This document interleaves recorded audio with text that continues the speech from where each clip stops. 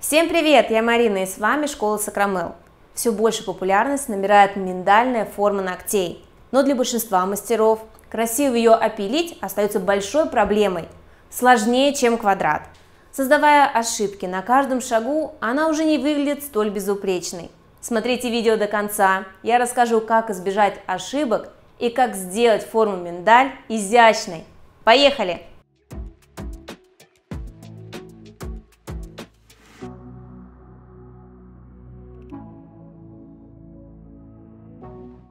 При виде сверху видим, что безымянный и средний ноготь уходят в сторону. Если провести центральную ось, то это будет лучше заметно.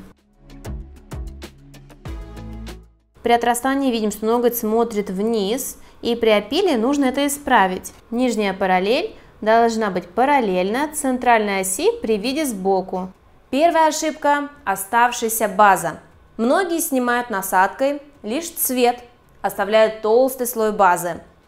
Ногти кажутся более широкими, нежели они есть на самом деле. Снимайте материал до тонкой подложки. Это 10-20% от старого материала при условии, что он не отслаивается. Оставшаяся база и ее толстый слой искажают форму ногтя. При опиле вы увидите, что боковые стенки очень толстые. Для того, чтобы ноготь сделать более узким, нужно убрать эти ступеньки, совершая длинные движения к центру.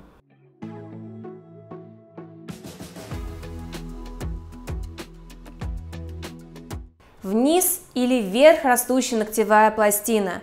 Смотрим на ноготь при виде сбоку. Если ноготь не сильно смотрит вниз, мы это можем исправить на моменте опила. Ставим пилку под ноготь, параллельно центральной оси пальца и выполняем длинные движения. Когда параллель становится ровной, останавливаемся. Если ноготь сильно клюет вниз, возьмите моделирующий материал, гель или акригель, положите на свободный край, сведите границу на нет, чтобы был плавный переход, просушите. После просушки снимаем липкий слой, опиливаем ноготь, придаем форму при виде сверху. Заводим пилку под ноготь и поднимаем клюнувший носик. Опиливаем материал на кончике, чтобы торец стал тонким. Толщину, которая образовалась изнутри, необходимо выпилить насадкой. В положении форвард выполняю длинные движения справа налево. Теперь наш ноготь ровный, носик не смотрит вниз, и мы можем продолжать выполнять моделирование или выравнивание базой. Третья – неверные пропорции. Ногти должны быть одинаковыми по длине от кутикулы до свободного края. Мизинцы чуть короче, большие и те ногти, что шире, длиннее. Не ориентируйтесь на размер только ногтевого ложа или только свободного края, ведь они могут быть разными от ногтя к ногтю. Ошибкой будет, если все ногти будут разными по своей длине. При покрытии цветом это будет очень сильно заметно. Не бывает короткого миндаля, так как будет резкое заужение. На короткой длине эта форма овал. Оптимальная длина ногтей будет составлять 2-3 ширины. При таком соотношении форма будет выглядеть красиво и гармонично.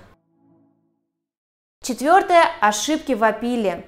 Соблюдаем одинаковый стиль заужения к пиковой части на всех ногтях. Не может быть такого, что один ноготь при виде сверху острый, а другой более округлый. Все должны быть в едином стиле. Если выбрали острое заужение, опиливаем на всех ногтях одинаковым.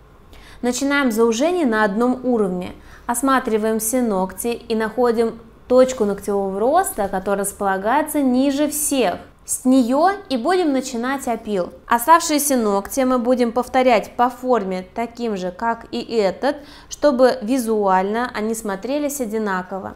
Нравятся мои ролики? Хотите знать больше о маникюре? Предлагаю присоединиться к обучению и получить доступ к базе знаний Школы Сакрамел. Более 20 видеокурсов для начинающих и опытных мастеров по цене одного с получением сертификата. Теперь они доступны по всему миру.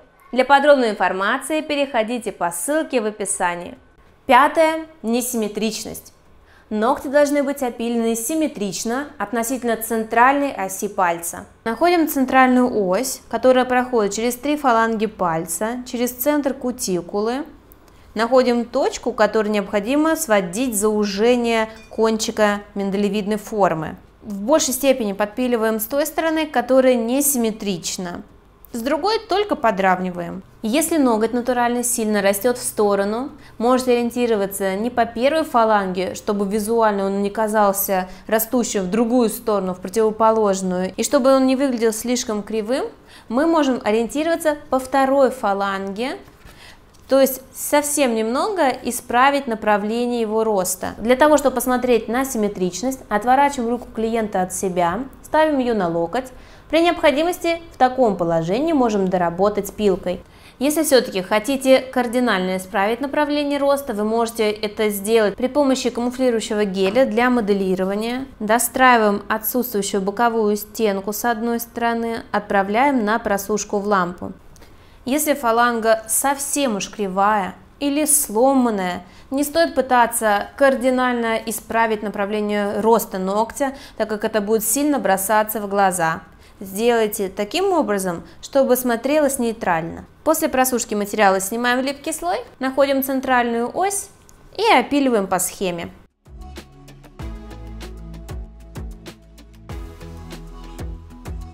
Шестая. Неверные движения пилкой в точках ногтевого вроста. Смотрим на ноготь при виде сверху, прижимаем пилку, не касаясь точки вроста, и совершаем длинные покачивающиеся движения. Сводим в единую центральную точку. С другой стороны немного подравниваем для симметричности, кладем палец на бок и опиливаем ровную нижнюю параллель. Если не класть руку на бок, то нижняя параллель будет неровной. Ставим пилку под ноготь от точки вроста, движение в одну сторону к свободному краю, и ближе к свободному краю движение в обе стороны. Кладем палец на другую сторону, убираем боковой валик, пилку заводим под ноготь и опиливаем также прямую нижнюю параллель. Подписывайтесь на мой инстаграм, там вас ждет еще больше полезной информации. Седьмая. Перекрученная поперечная арка, когда ноготь растет загнутым, как винт. У мастеров часто возникают трудности с опилом ногтей с перекрученной поперечной аркой. Есть несколько путей решения. Вы можете опилить так, как есть, но при виде сверху. Или мы можем полностью убрать длину и нарастить ноготь заново. У меня на канале есть подробное видео, где я рассказываю, как исправить такую деформацию. Ссылку на это видео я оставлю в описании. Восьмая. Перепиливание точек вроста. Когда мастер ставит пилку, дотрагивается ногтевого ложа, совершает такие движения, подсекая ногтевую пластину в точке вроста. Со временем ноготь становится более тонким, что приводит к трещинам. Не старайтесь заужать ногтевую пластину больше, чем это нужно. Если ногти широкие у клиента, то здесь поможет уже моделирование с поджатием. Часто такое заужение в точках вроста может привести к анихолизису, к отслоению ногтевой пластины от ногтевого ложа, или к тому, что точка ногтевого вроста будет идти все выше и выше к зоне кутикулы.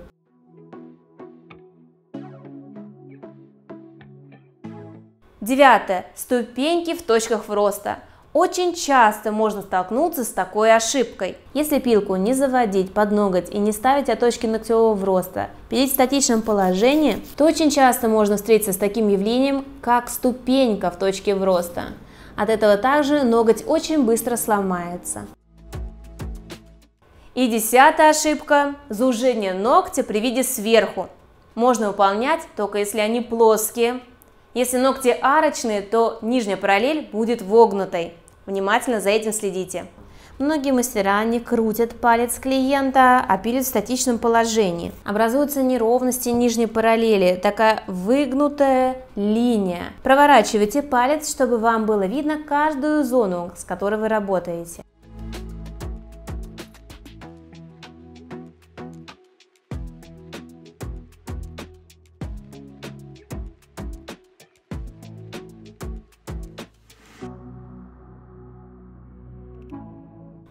Видео было полезным? Тогда ставьте скорее пальчики вверх.